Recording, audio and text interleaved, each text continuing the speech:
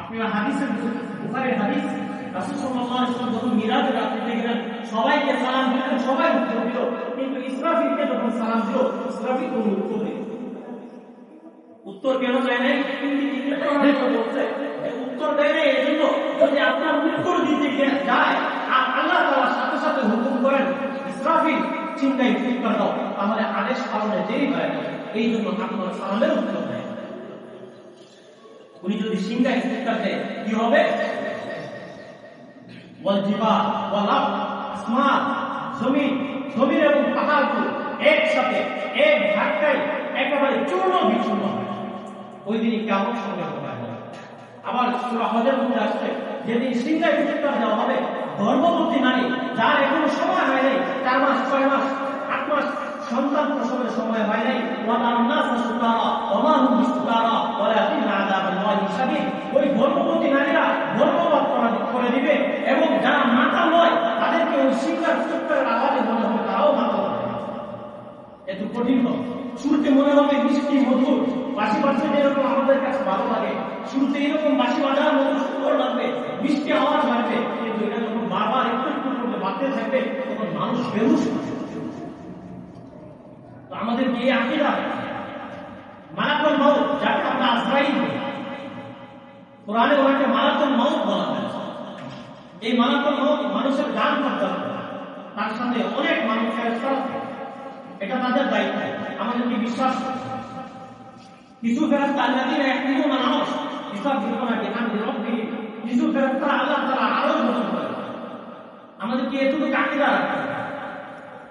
এবং কিছু ফেরেশতাদের কাজ দিন রাত 24 সময় মানুষের স্মৃতি দাবি করে।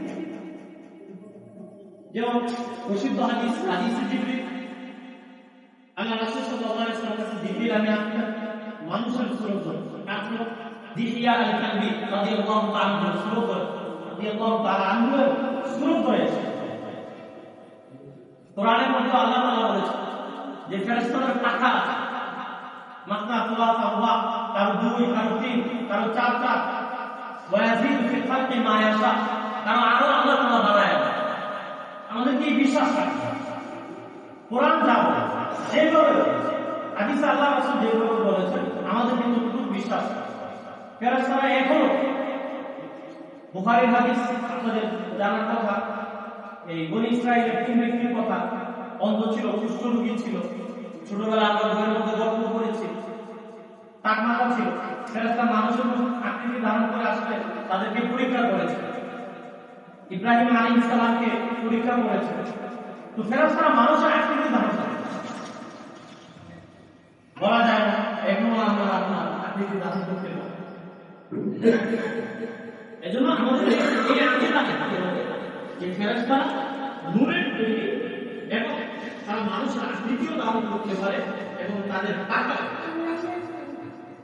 আপনারা শুনেছেন জিবরিল আলাইহিস 600 পা বিশ্বাস করতে একটা পাখা যদি দুনিয়াতে মারে পুরো দুনিয়া জেরো সব একেবারে উল্টায় নিয়ে একেবারে জমিনের মধ্যে বসিয়ে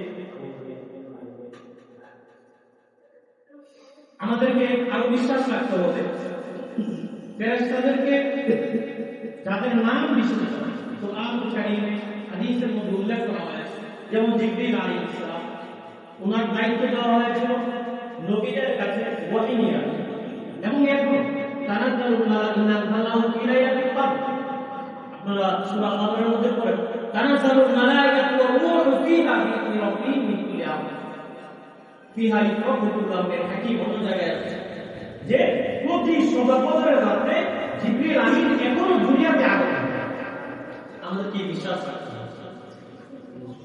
এরপরে মিকাইল আলাইহিস সালাম, ওনাকে আল্লাহ তাআলা দায়িত্ব দিয়ে রেখেছেন বৃষ্টি, ফসল, পরিবেশ, ওনাকে দায়িত্ব দিয়ে রেখেছেন। এটা আমাদের কি বিশ্বাস? ইসরাফিল ফাইদা হুয়া ফি সূরি নাফাতুন ওয়াহিদা ওয়া হামিলাতিল আরদু ওয়াল জিবাল ফাদুক্কাতা দাক্কাতান ওয়াহিদা ফায়াউমাইযিন ওয়াকাআতিল ওয়াকিআ।